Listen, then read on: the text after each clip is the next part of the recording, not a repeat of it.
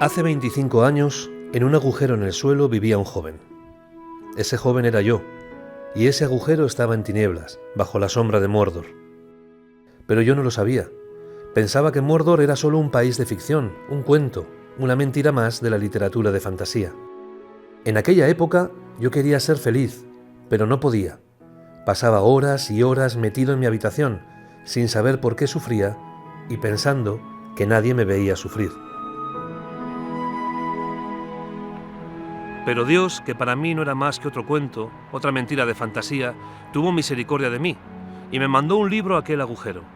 Ese libro era El Señor de los Anillos, y no era como los demás. Ese libro me hablaba, y me decía una cosa impresionante. Me decía que la culpa de que yo estuviese así, en esa situación, no era exclusivamente mía. Había algo que me inclinaba al mal y que me obligaba a ser infeliz. Ese algo era el anillo.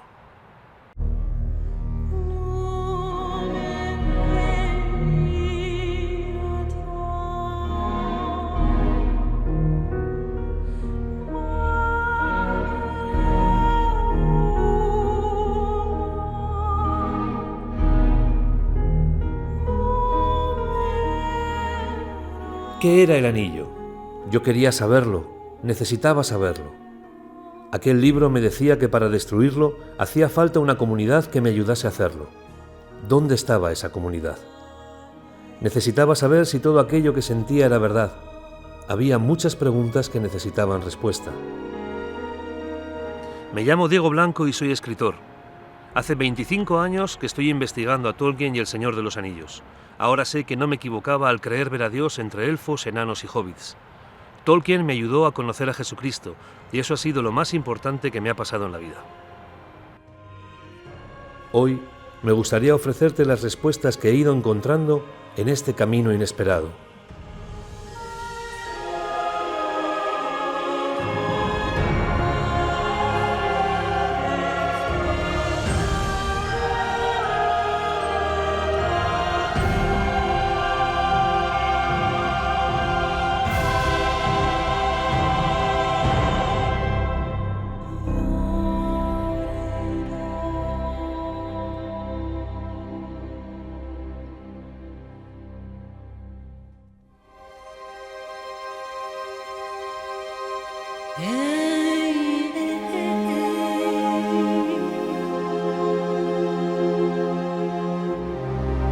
La primera pregunta que había que contestar es: ¿quién es J.R.R. Tolkien?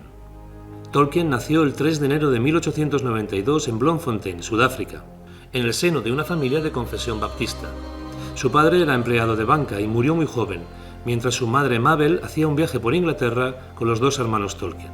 En 1900, Mabel tomó una decisión que cambiaría el curso de su vida. Se hizo católica. Esto provocó el rechazo de toda la familia.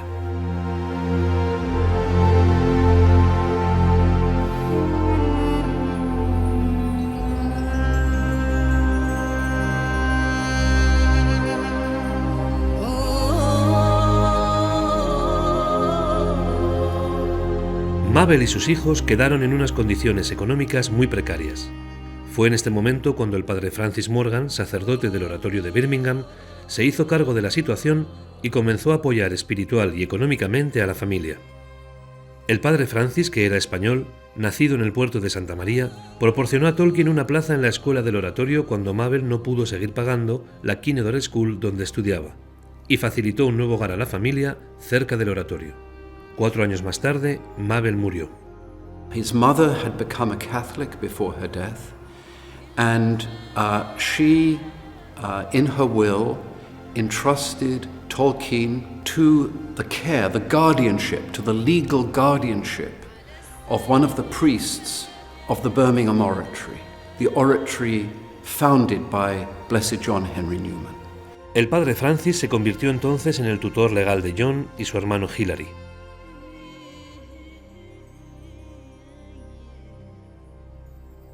Tolkien siempre consideró que el sufrimiento con el que su madre tuvo que cargar por abrazar la fe católica fue la causa de su muerte, y pensaba en ella como en una auténtica mártir, una madre que murió mártir por no vender ni su fe ni la fe de sus hijos.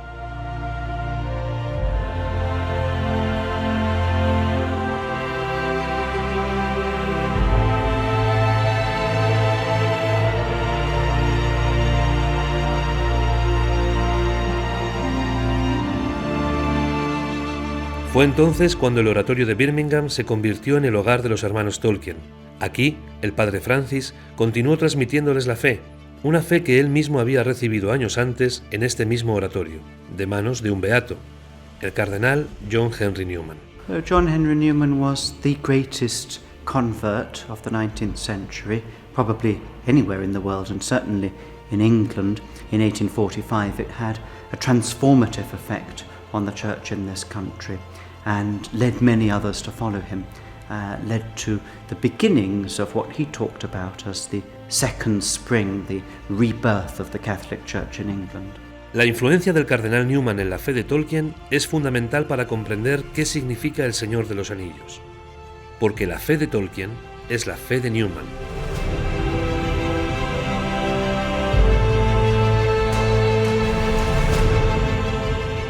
Y lo que empujó a este joven huérfano a escribir El Señor de los Anillos no sería precisamente el deseo de transmitir esta misma fe a toda una generación.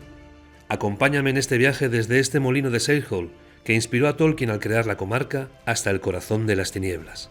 Tolkien escribió una historia real, y quiero explicarte qué significa. Quiero que sepas que es el anillo único, que conozcas cuál es la misión, que lleves escondido en el bolsillo el frasco de luz de Frodo. Ayudarte a descubrirlo, si tú quieres, es el principal motivo por el que existe este documental. Tal vez ahora estás sentado en tu sillón favorito, rodeado de las cosas que hacen que tu vida sea segura, sencilla y previsible. Quizás si en este momento miras por la ventana, puedas intuir que hay algo más que la pared de ladrillo que tienes enfrente. Pero salir no es cómodo, ni seguro, ni sencillo, ni previsible. Sin embargo, contéstame una pregunta. ¿No te gustaría que hoy alguien llamara a tu puerta? ¿No te gustaría vivir una aventura? Si quieres acompañarme, tienes que saber que vamos a ir a un lugar terrible. Vamos al lugar donde se forjó el anillo. Tú eliges. ¿Pasamos página o apagamos el televisor?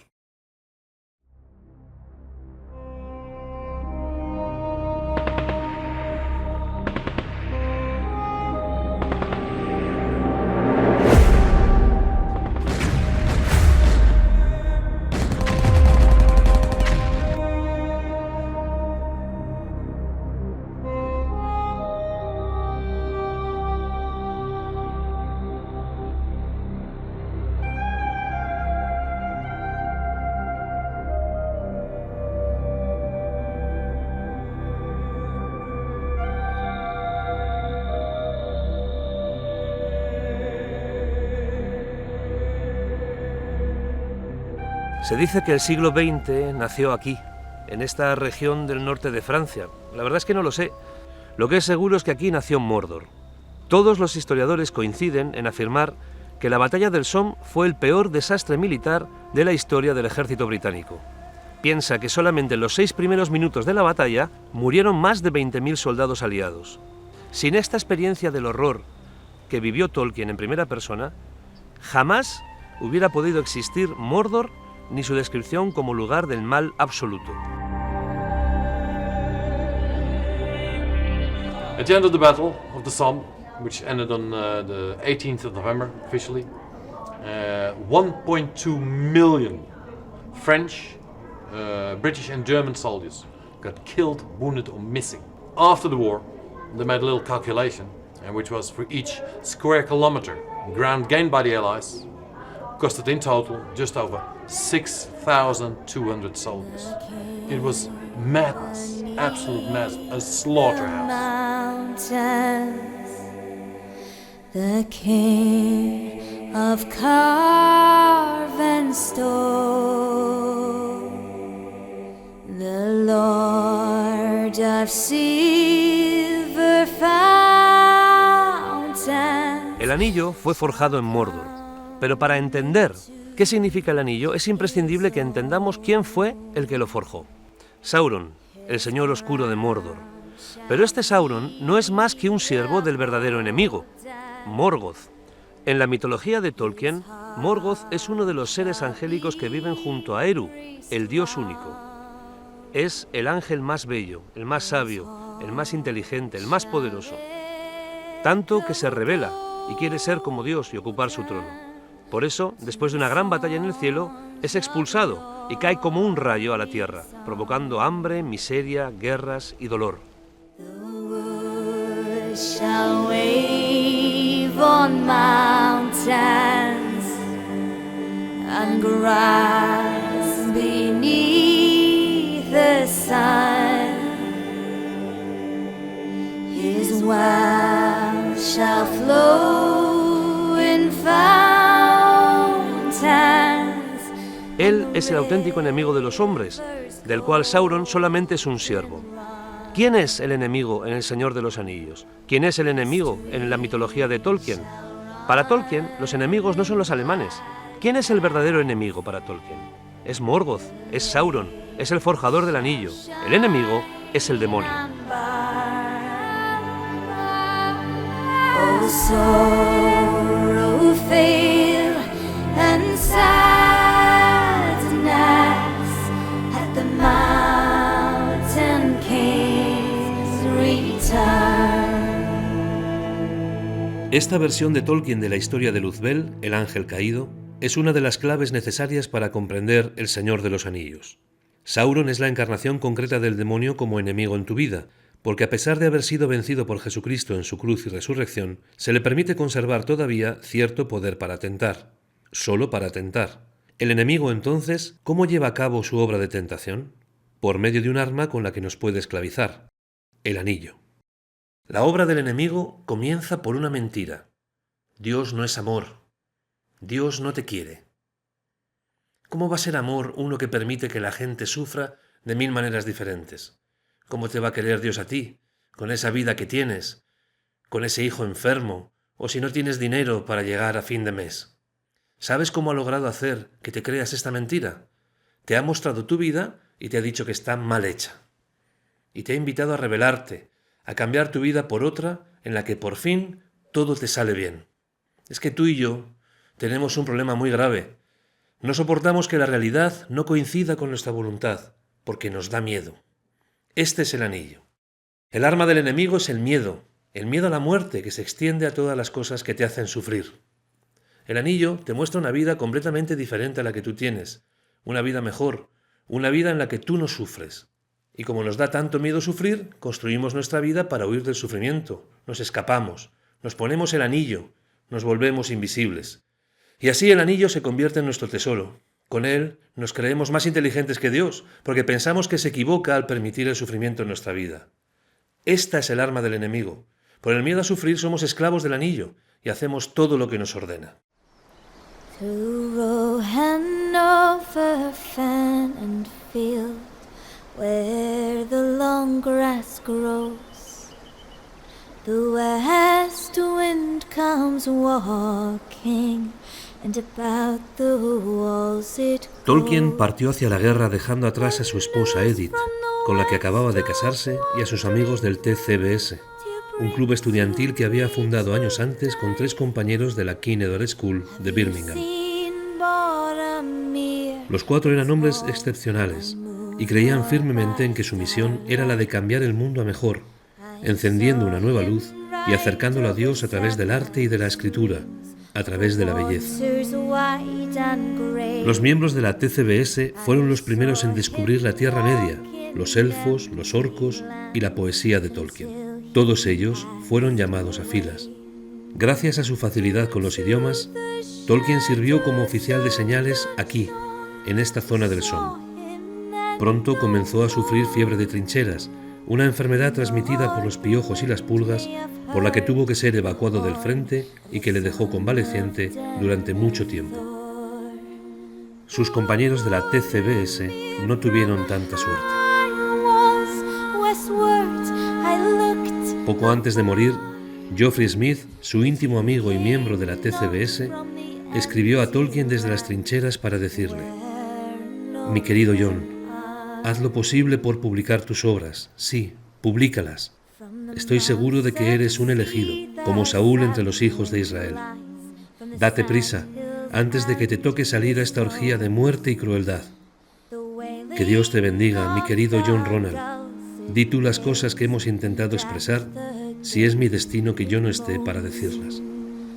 Geoffrey Smith, de la TCBS, fue abatido el 3 de diciembre de 1916.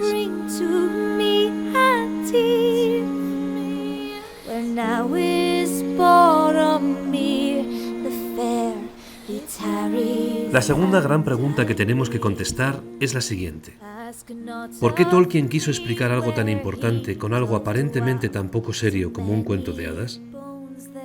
Solo hay una manera de averiguarlo.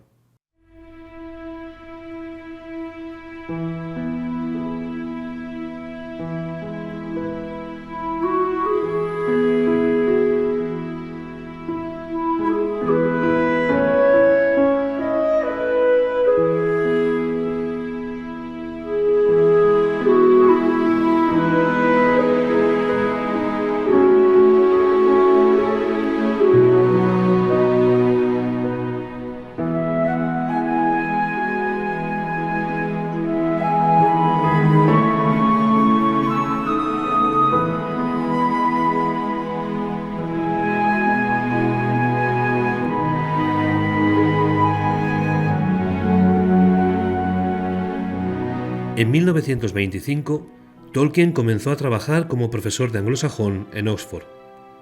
Al llegar a esta pequeña ciudad universitaria, trabó amistad con otro profesor de la universidad llamado Jack. Al contrario que Tolkien, Jack era un ateo convencido, pero ambos se habían hecho muy buenos amigos, porque les unía un interés común por los mitos antiguos y los cuentos. Casi desde el momento en que se conocieron, Tolkien quiso ayudar a Jack a recuperar la fe. Tolkien tenía un gran celo por el Evangelio. ¿Cómo iba a estar sin hacer nada si su mejor amigo no creía en Dios? Tenía que ayudarle.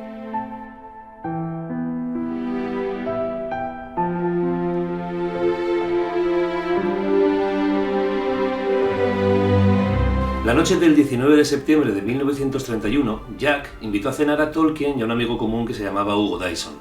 Enseguida, la conversación derivó hacia sus temas preferidos, los cuentos de hadas, la mitología, las metáforas, hasta que llegó un momento que Jack se cansó de la conversación y dijo: «Basta, dejemos de hablar de esto, al fin y al cabo los cuentos son mentiras». A lo que Tolkien respondió: «No, los cuentos no son mentiras». O sea que para Tolkien, los cuentos no son mentiras. ¿Qué significa esto?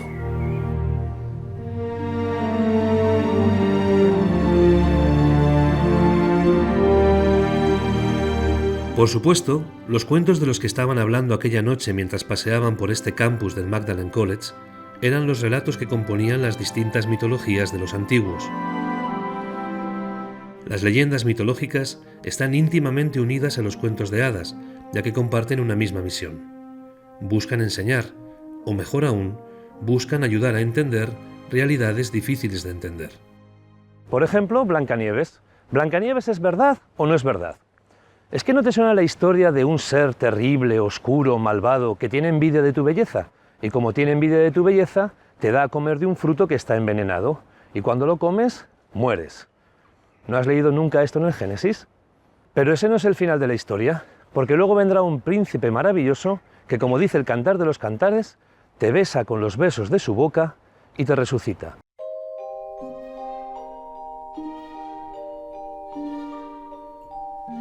Que Tolkien opinase que los mitos son verdad se debe, como tantas otras cosas, a su educación como católico basada en las enseñanzas del cardenal Newman. Este, en su autobiografía, llega a afirmar que la mitología debidamente entendida no es sino una preparación del Evangelio. Aquella noche en el Magdalen, Tolkien le dijo a Jack que el cristianismo es el mito hecho carne. No es un cuento inventado, sino un hecho real. Le dijo que el poeta que creó este mito era Dios mismo, y que las imágenes que utilizó para construir su historia son hombres reales, como tú y como yo. Tolkien le explicó que la muerte y resurrección de Jesucristo eran acontecimientos reales, que habían ocurrido en el espacio y en el tiempo, y que podíamos saber que eran acontecimientos reales por un hecho determinante, que habían cambiado la vida de las personas.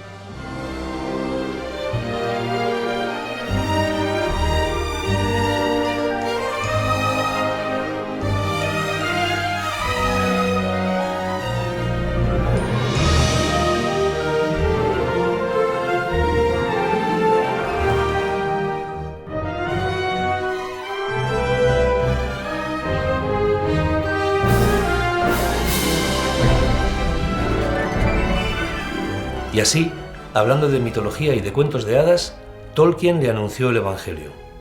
Y gracias a Dios y a este anuncio explícito de la buena noticia que le hizo Tolkien, Jack recuperó la fe, se hizo cristiano, y un cristiano muy conocido además. Probablemente hayas leído alguno de sus libros o visto alguna de las películas que se basan en ellos.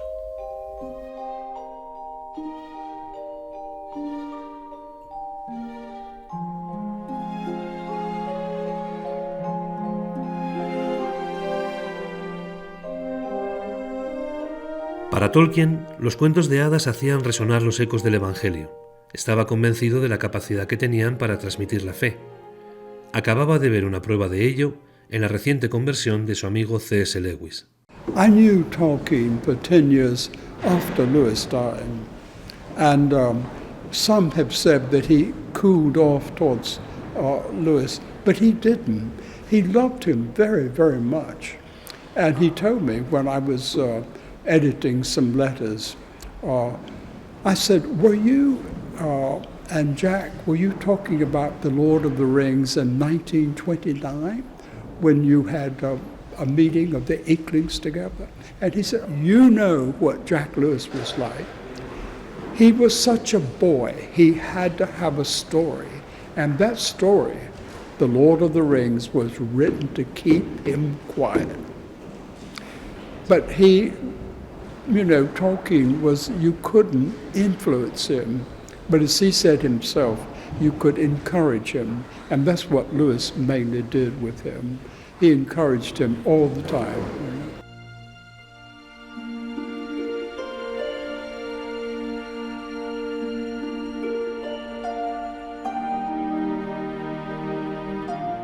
En cierto modo, podría decirse que Tolkien escribió El Señor de los Anillos para contestar una de las preguntas que C.S. Lewis le planteó aquella noche en el Magdalen.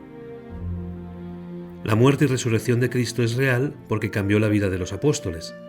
Pero hoy en día, ¿de qué me sirve a mí que Cristo muriese y resucitase hace miles de años? Por eso, es importante que comprendas que El Señor de los Anillos comienza hoy para ti, comienza ahora, estés donde estés, y que toda la historia depende de algo que ocurrió hace miles de años.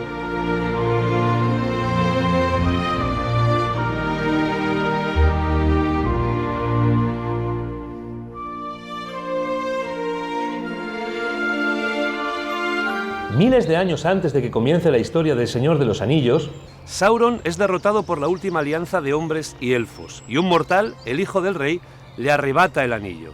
Luego ese anillo se pierde. La pregunta fundamental es ¿dónde está el anillo? Esa es la pregunta que se te hace a ti hoy. ¿El anillo dónde está? Porque ese anillo está aquí, en la comarca, porque aunque no lo quieras y nunca lo hayas pretendido, el anillo lo tienes tú.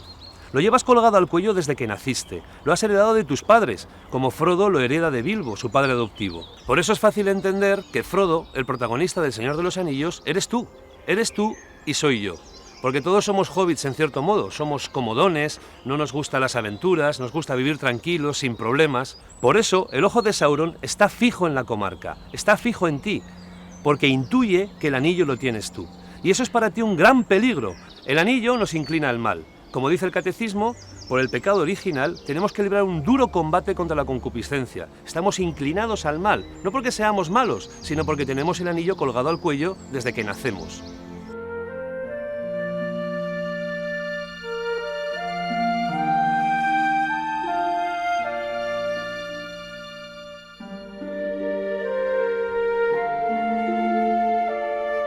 Ante esta situación en la que nos encontramos, Dios no se queda sin hacer nada, sino que envía a nuestra historia a un personaje muy importante, Gandalf. Gandalf es uno de los 5 magos que han sido enviados a la Tierra Media por Eru, el Dios único, para combatir al Señor Oscuro. ¿Cuál es entonces la respuesta de Dios ante la obra del enemigo? Enviar a Gandalf en nuestra ayuda, porque Gandalf significa la Iglesia.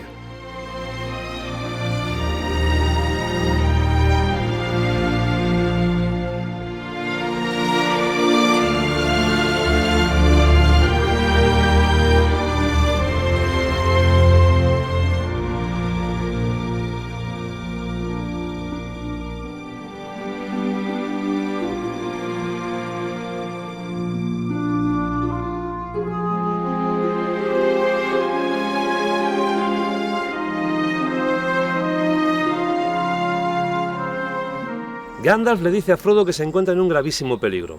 El anillo que ha heredado de Bilbo es el anillo del enemigo. Hoy la Iglesia te dice lo mismo a ti. El anillo que tienes, el que has heredado de tus padres, es el anillo del demonio, es el pecado original y te inclina al mal. No puedes quedarte encerrado en tu agujero hobbit poniéndote el anillo al menor atisbo de sufrimiento. Gandalf te llama hoy a salir de tu tierra. Sal de tu agujero hobbit. Sal de donde siempre tú has buscado la felicidad, de todas tus comodidades, de todos tus ídolos, de todo lo que piensas que te puede hacer feliz. Tienes que salir de tu tierra, y tienes que salir de tu tierra pronto, porque los jinetes negros ya vienen a por ti. Los jinetes negros son los Nazgûl, los espectros del anillo. 9 seres esclavos de Sauron, sus siervos predilectos. Nada más salir de la comarca, Frodo se topa con uno de ellos doblando un recodo del camino. Está buscándole para atraparle. Quiere llevarle, junto con el anillo, a Mordor. ¿Quiénes son estos Nazgûl? ¿Quiénes son los siervos de nuestro enemigo, los que él nos envía para atacarnos en el camino de la fe? Son los pecados, y como cabeza de todos ellos, los pecados capitales: soberbia, avaricia, lujuria, gula, pereza, envidia e ira. En el camino de la fe, lo primero que vamos a experimentar es que por mucho que hayamos obedecido a Gandalf saliendo de nuestra tierra, estamos inclinados al pecado. No te escandalices de ti mismo, son tentaciones que vienen del anillo, del miedo que tienes a sufrir y que te perseguirán como a Frodo desde el primer momento. Los Nazgûl son muy insistentes, no te van a dejar en paz. Es posible que alguna vez, como Frodo, te pongas el anillo en el momento más inoportuno. Si lo haces, te volverás invisible para los demás, pero no para Sauron y sus jinetes negros, que te verán mucho más nítidamente. Es así como podrán hacerte daño. De hecho, es así como hacen daño a Frodo en la cima de los vientos.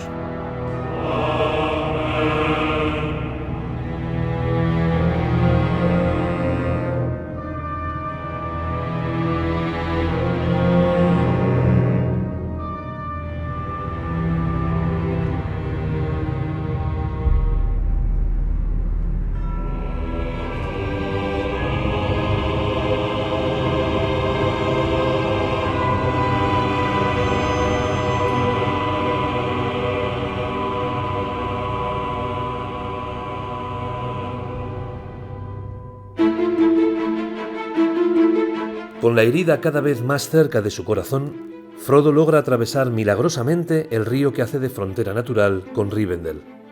Rivendell es como la posada de la parábola del buen samaritano, un lugar donde aquellos que han sido heridos por los Nazgûl son curados de sus heridas. Esta posada es una imagen de la Iglesia.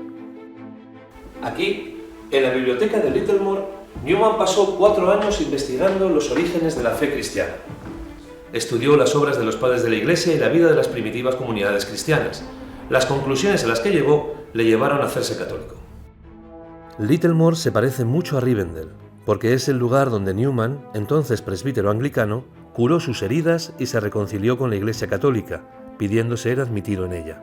Ya como sacerdote católico, John Henry Newman desarrolló una ingente labor teológica que resultó ser importantísima para la Iglesia católica, ya que las ideas de Newman se convirtieron en los argumentos principales que se trataron en el Concilio Vaticano II. El propio Pablo VI llegó a llamar al Vaticano II el Concilio de Newman. Y nosotros ya sabemos que las ideas de Newman llegaron a Tolkien por medio del padre Francis, su padre adoptivo. Quizá por esta razón no sorprenda demasiado que aparezca un concilio en El Señor de los Anillos, el Concilio de Elrond en Rivendell. El Concilio de Elrond plantea esta realidad. Hemos encontrado el anillo. ¿Y ahora qué hacemos? Se proponen muchas soluciones. Una de ellas es mandar un ejército de elfos y de hombres a la misma frontera de Mordor para combatir contra Sauron. Pero hay un problema, ya no quedan elfos. La cristiandad ha pasado. El mundo ha cambiado. Solo hay que ver la cantidad enorme de divorcios, de abortos, de familias destruidas, la ideología de género. Es necesaria una nueva realidad. Una realidad capaz de destruir el anillo, prestando un servicio a toda esta humanidad que ha caído bajo la sombra de Mordor. El Concilio Vaticano II da respuesta a la misma problemática que el Concilio de Elrond. ¿Cómo puede la Iglesia ser verdaderamente un sacramento de salvación para todas las gentes? La nueva realidad que nacerá del Concilio de Elrond será la Comunidad del Anillo. En esta pequeña comunidad, una Iglesia en constante movimiento, se actuará la salvación de toda la Tierra Media.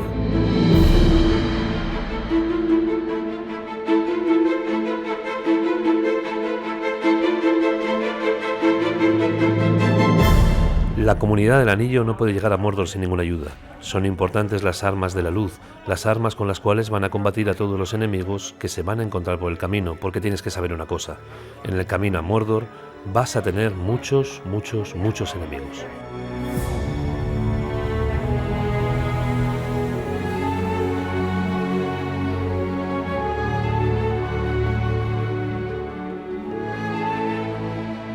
Es impresionante la escena del Señor de los Anillos en la que Bilbo le entrega sus armas a Frodo. San Pablo describe perfectamente las armas que debe portar el que recorra el camino de la fe, el camino hacia Mordor. Primero, la espada del Espíritu, que es la palabra de Dios. Este arma brilla cuando tienes cerca enemigos, te da discernimiento. La palabra de Dios es la única que es capaz de avisarte de dónde tienes los peligros. La coraza de Mithril, que es la justicia de la cruz, y un cinturón de cristal como ceñidor de la verdad. La escena en la que Bilbo le entrega sus armas a Frodo nos recuerda la obligación que tenemos todos los padres cristianos de transmitir la fe a nuestros hijos. Somos los padres los que tenemos la obligación de dar a nuestros hijos las armas necesarias para que recorran su propio camino de la fe, su camino hacia Mordor.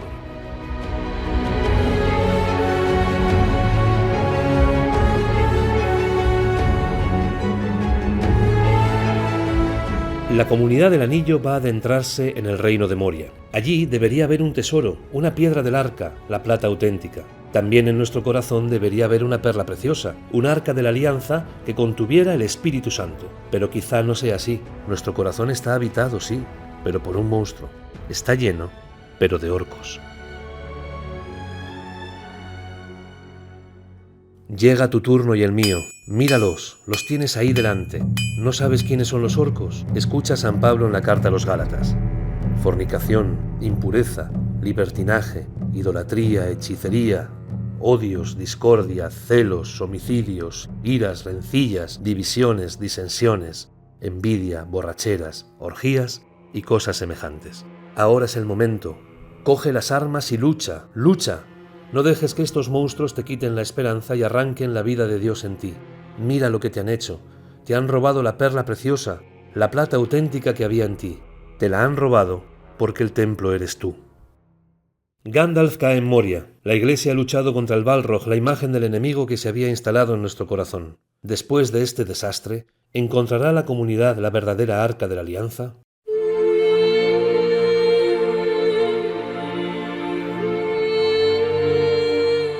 El primer templo, Moria, es imagen del auténtico templo, María, la verdadera arca de la alianza, la que custodia a Cristo en su interior. Tolkien reflejará su devoción a la Virgen en el personaje de Galadriel, en el cual presenta una figura de María. No es difícil imaginar cuántas veces habrá venido Tolkien a rezar a la Virgen aquí, ante esta imagen de Nuestra Señora de Oxford, en la iglesia de St. Aloysius. El camino de la fe te llevará a conocer a Galadriel, Nuestra Señora de Lórien, para que descubras cuánto te quiere, cómo quisiera ser tu madre y defenderte de todos los peligros.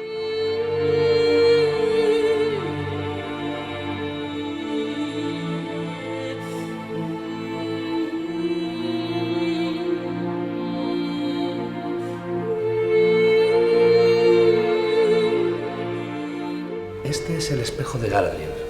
En este momento del camino de la fe, del camino a Mordor, la Iglesia, representada en la Virgen María, te invita a que te mires en las aguas del espejo, te invita a que te mires en el agua del bautismo. ¿Qué es lo que vas a ver allí? El Señor de los Anillos dice que en el espejo se ve lo que ha sido, lo que es y lo que tal vez será, como si se tratase de la obra que Dios ha hecho en nosotros, la que está haciendo y la que va a hacer si permanecemos fieles a la misión. ¿Por qué mirarse en una pila bautismal? Porque el bautismo te hace hijo de Dios, y hacerte hijo de Dios es la obra que Él quiere hacer en ti. El espejo siempre dice la verdad. El espejo del bautismo te dice que Dios te ama y que te llama a ser un hombre nuevo, a reproducir la imagen de su Hijo Jesucristo. No por tus fuerzas, sería imposible. Si te miras en el espejo de Galadriel, tal vez descubras que tu verdadero espejo es Jesucristo. No tengas miedo a mirarte en Él. Antes de partir de Lórien, Galadriel le regala a Frodo un frasco de cristal donde ha recogido una luz, tomada de su reflejo en el agua del espejo. Solo coger este cristal devuelve el vigor al que lo toma, aun en medio de la crisis más oscura. Este es el poder del rosario, que nos hace recordar a Galadriel y a su espejo. Pero el regalo más importante de todos son las lembas. Galadriel regala a la comunidad el pan del camino. La Virgen María les regala la Eucaristía, el pan de la vida. Son las lembas las que mantendrán en pie la comunidad. Sin este pan, nunca lograrán destruir el anillo.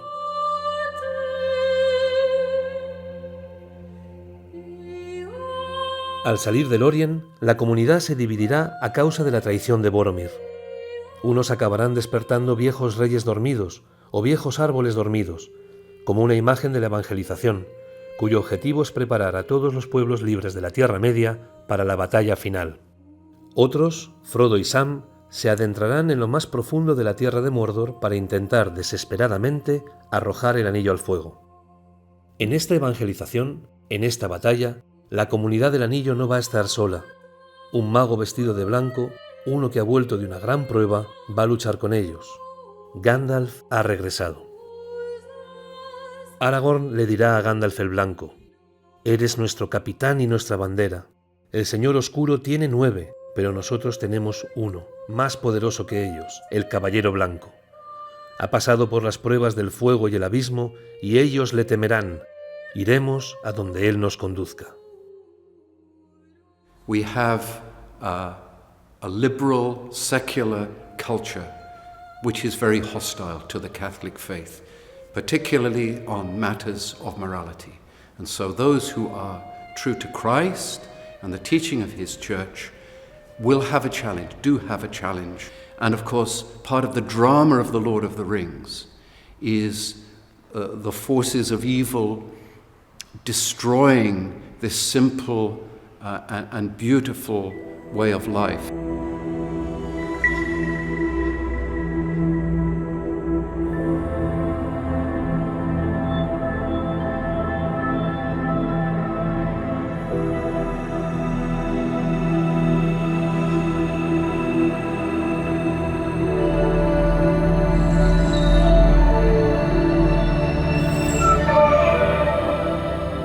Necesitamos la guía del Caballero Blanco, porque ahora llega la guerra.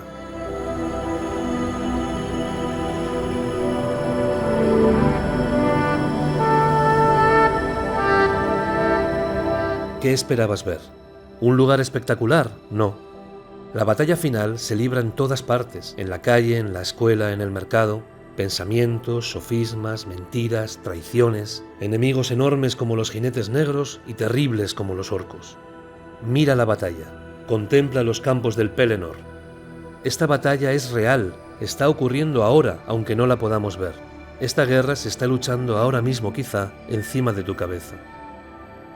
Todas las armas del enemigo quieren herirte de la misma manera, convenciéndote de que Dios no te quiere.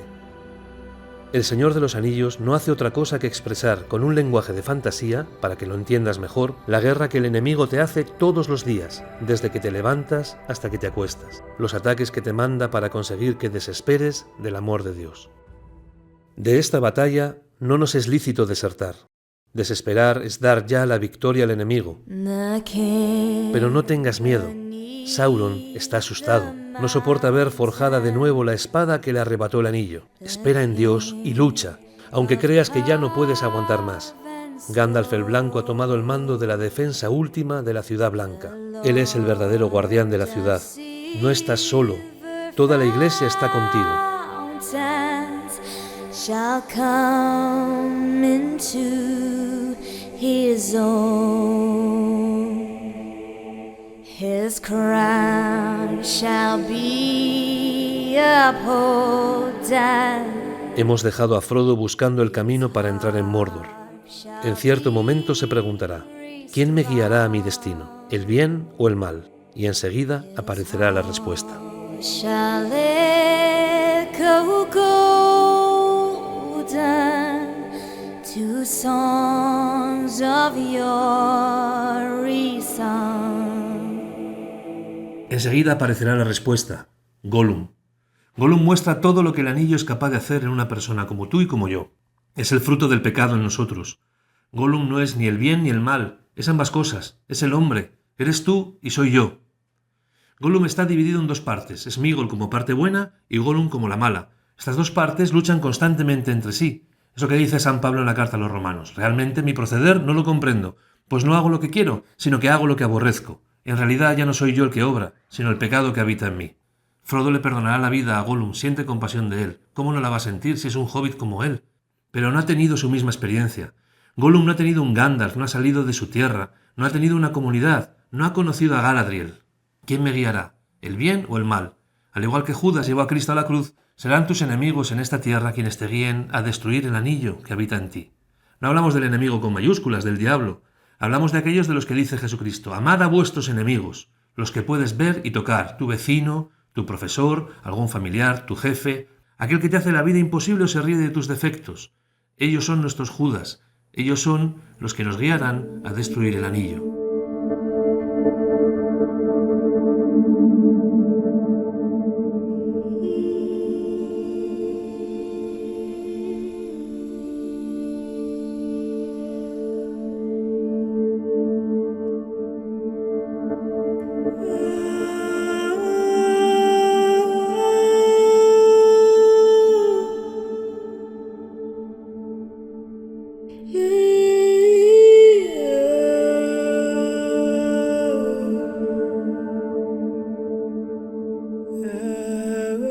El secreto del Señor de los Anillos es muy sencillo.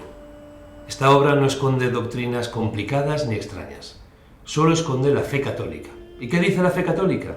Que para quitar el pecado original, para quitar el miedo que tienes a sufrir, el miedo a la muerte que te hace esclavo del anillo, solamente hay una forma: el bautismo. Por eso este es el monte del destino, el verdadero monte del destino. Aquí es donde tenemos que arrojar el anillo, aquí es donde hay que arrojar el hombre viejo.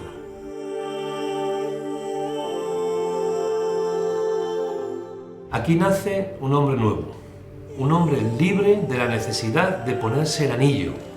Por eso, a la lava del monte del destino, no cae solamente el anillo, sino también el dedo de Frodo, que significa nuestra carne, nuestro hombre viejo, el lugar donde nos ponemos el anillo. Tú puedes decir: yo ya me bauticé de pequeño, entonces ¿de qué me sirve todo este camino de la fe, todo este camino hacia Mordor? El bautismo es como una semilla, si no la riegas, si no la cuidas, no crece y puede quedarse como muerta. El Señor de los Anillos es una llamada a vivir el bautismo. Por eso, como dice el Catecismo, el bautismo de niños, por su propia naturaleza, necesita de una catequesis postbautismal. Todos estamos llamados a renovar el bautismo. Todos estamos llamados a vivir este camino de la fe, aunque estemos bautizados. Los hobbits regresan a su tierra transformados por el bautismo.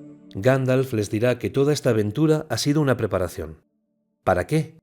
¿Para qué han sido formados realmente ahora que el anillo ha sido destruido? Para aprender a vivir los problemas del día a día como cristianos adultos. Por eso el camino de la fe te hace volver a la misma casa de la que saliste.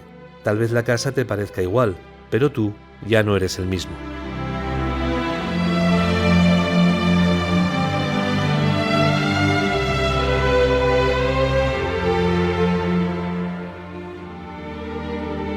El camino de la fe no termina en esta tierra, termina en la otra orilla del mar, de donde ha venido Gandalf, de donde ha venido el mismo Cristo. Un lugar donde encontrar descanso, donde curar definitivamente las heridas provocadas por el anillo, donde vivir la felicidad eterna.